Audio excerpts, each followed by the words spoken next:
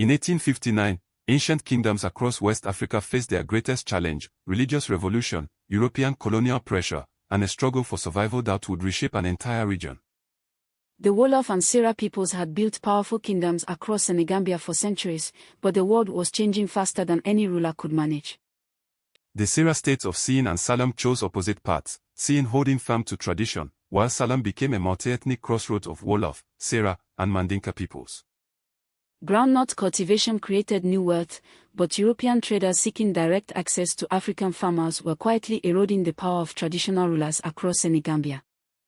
In 1859, a Tukulor teacher named Moba Jackson began organizing Muslim resistance in Badebo, combining religious conviction with military discipline into a movement that would shake Senegambia to its core. Alhaji Umar's Tijaniya Brotherhood had already transformed much of West Africa, and his disciple Moba Jackson was about to channel that spiritual fire into political revolution. Between 1862 and 1865, Moba's forces swept through Salem, Bewa, and Jolof, toppling traditional rulers and creating a new Islamic state centered at Nyoro, named in honor of his teacher. As Moba's movement spread, French and British forces were also converging on the region, each empire pushing deeper into Senegambian territory, turning the river valleys into contested ground.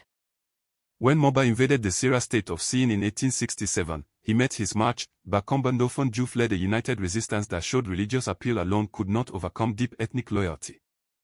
In the decisive battle of 1867, Moba Jackson was defeated and killed, proving that even the most powerful religious movement could be stopped by a determined people defending their own identity.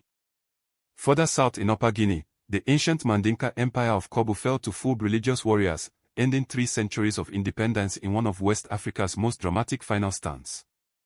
High in the mountains of Guinea, the Islamic state of Futa Jallon had forged a powerful theocracy, a model of African political and religious self-organization that would outlast both Moba's movement and the fall of Kaabu.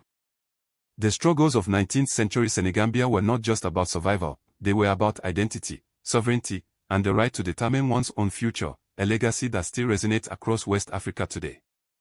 This lesson is part of the UNESCO General History of Africa Curriculum Library at ashaware.com, where Africa's story is told by Africa.